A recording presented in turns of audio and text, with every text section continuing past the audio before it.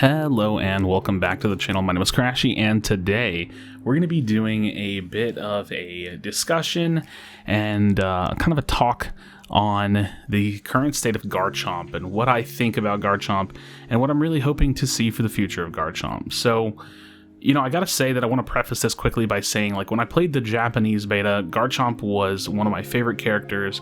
I had looked up a really early tier list for the game that probably had, no weight whatsoever, and it said Garchomp was pretty good. So I played a bunch of Garchomp, and the character reminded me a lot of the Bruiser kind of characters that I like to play in other MOBAs, and I was just really attracted to the playstyle of the character. My original favorite build was Dig and Earthquake, and I just really liked the burrow style Bruiser, get in their face and kind of hack and slash playstyle. That said, unfortunately, ever since that beta, and including live and again, my perspective of the game is probably just completely wrong, but really early on, it just feels like Garchomp was pretty solid and just has gotten worse and worse and worse over time. And I'm not exactly sure why that is, other than a little bit of power creep, a little bit of maybe my perspective of the character early on was false. But in any case, the character is undeniably, I think, one of the worst characters in the game, one of the worst Pokemon in the game right now, and I want to talk about what I would like to see for the character and what I think that they could potentially do to make the character better. So we're going to talk a little bit about the abilities, we're going to talk a little bit about how the kit works, and we're going to talk a little bit about what I would like to see changed. So Garchomp, really fun character. I think has more viability than than maybe one would expect in terms of when they get ramped up. I think the problem with the character is actually getting ramped up, and I don't even just mean hitting level 10, getting that Unite move. I'm talking about physically walking into a fight, getting your attacks, your boosted attacks off, being fully boosted, and then actually being able to stay there and fight before you just get completely dominated. Now, a lot of what I think I want to talk about comes from the boosted attack, and it's, attack basic ability becomes a boosted attack with every fifth attack, dealing an additional 10% of the enemy's remaining HP as damage and heals for 15% of the damage dealt. This is the bread and butter of Garchomp playstyle, of Garchomp gameplay. You're doing increased attack damage, you're shredding percentage HP, you're healing, you get that lifesteal. The character has built-in lifesteal, if I remember. I guess that's just the 15%, so you get that built-in lifesteal, and you're just doing Garchomp things. You're going crazy, and it's really fun. The problem with this is how, like I said, the ramp-up time. I used this kind of analogy the other night on stream, and one thing I said is, have you ever seen a minigun? You know how it winds up, it's got to get turning, and it winds up, and then it starts really pumping out the rounds. It feels like that is what Garchomp is, and in this particular scenario, it's just really unviable to get that kind of thing going. Now, as far as Garchomp's actual abilities, Dig, Dragon Rush, Earthquake, and Dragon Claw, I'm going to be honest, I love all of these abilities. I think they all feel really good. I feel like they feel impactful. I personally love the Dragon Rush, Dragon Claw playstyle, but I do a mix of Dig Earthquake every now and then, Dig Dragon Claw, so you can have an ability that puts you under the ground and you come out with an AoE knockup, and then you get the increased defenses at level 12 with Dig, and then you have some Dragon Claw damage. There's great ways to play this character. And then the Unite move, probably my favorite thing about Garchomp in general. While it is kind of clunky, I guess is the word for it, or just very different, I like it. I tend to land the majority of my ult moves with it. I feel like I get a lot of damage in with it, and I really like it. So what is the problem with this character? What can be done about this character? Well, one, I want to address the elephant in the room, which is that this is a all-rounder, and there is an all-rounder problem. Minus the god himself, Lucario, who has to just be completely put into a category of his own. He's literally not an all-rounder, he's just Lucario. The all-rounder problem is that they can't lane. They can't do it.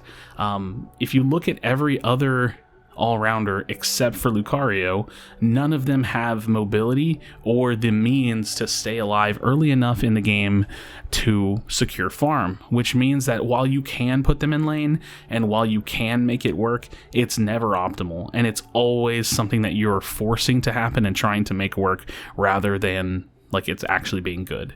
So that is issue number one with all-rounders, but specifically with Garchomp, since he's the kind of like focal point of the discussion. We've already cut down an insane amount of viability. 2/3 of the map's position Garchomp can't go to. He can't really go top lane, he can't really go bottom lane unless you're just forcing it, but he can go center. So center position is Garchomp's home more often than not, or should be Garchomp's home more often than not, but in the current meta, there's definitely much better picks. So, you know, him having his Unite move at level 10 definitely kind of kicks him down, because, you know, having characters that get their Unite move at level 9 is much more viable in the jungle, because you can actually kind of reach for it for first Dreadnought, and that automatically hits, it hurts his viability, and it hurts his, you know, percentage chance to be picked, because you don't want to put him in lane. So, in terms of talking about buffs, I definitely think that a blanket understanding, and if I was making this video about Machamp or Charizard, I would say the same thing, a blanket understanding needs to be had that I do think that they need to find a way to make all-rounders better in the early game.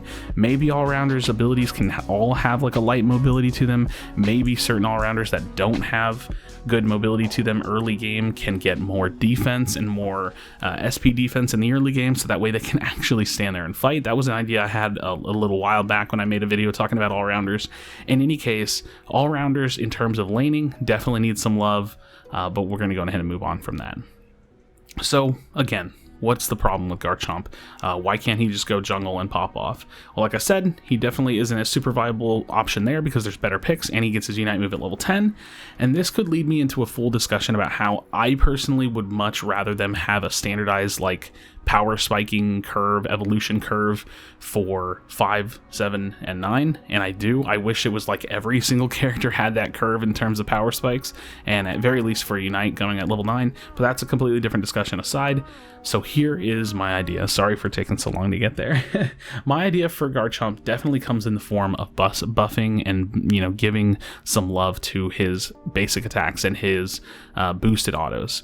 So the current way that it works is that you have to get up to 5 stacks with the boosted autos or the basic attack stacks, and then you kind of become, you know, the Garchomp monster that you can be. Now, you do get a stack from using your abilities, so you have like 2 that get kind of built in, and then you have to get like 3 autos. But getting 3 autos in, especially on a melee character when you have to like literally walk into them, it takes some time, and that's that ramp up that I'm talking about. So the idea number 1 for buffing Garchomp is to reduce that from 5 stacks down to 4.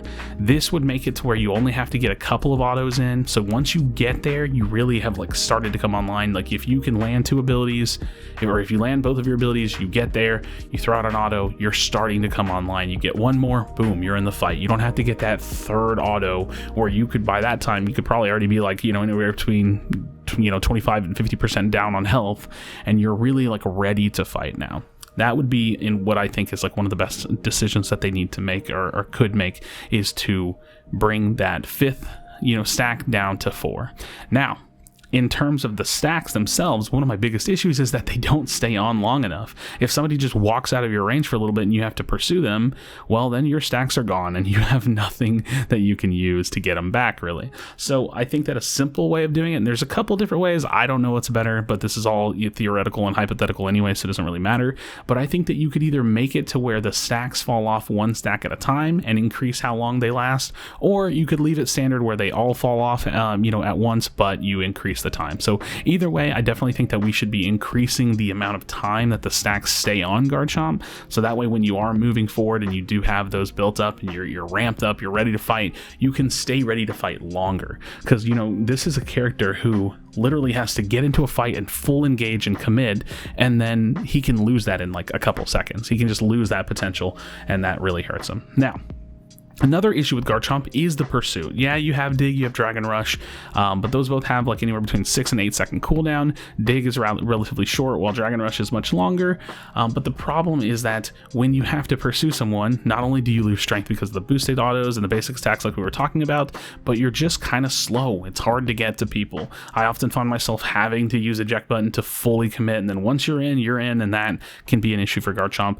So I think that it would be really cool to add some form of move movement speed increase to each stack of the basic attack. Now, I don't really know what a good amount of movement speed increase will be, so I'm going to just throw out something random and just don't really focus on the number or what I say, and just focus on the concept, right? Because I really don't know how profound it would be. But what if it was like every single stack of, you know, your basic attack was like a plus 1% increased move speed?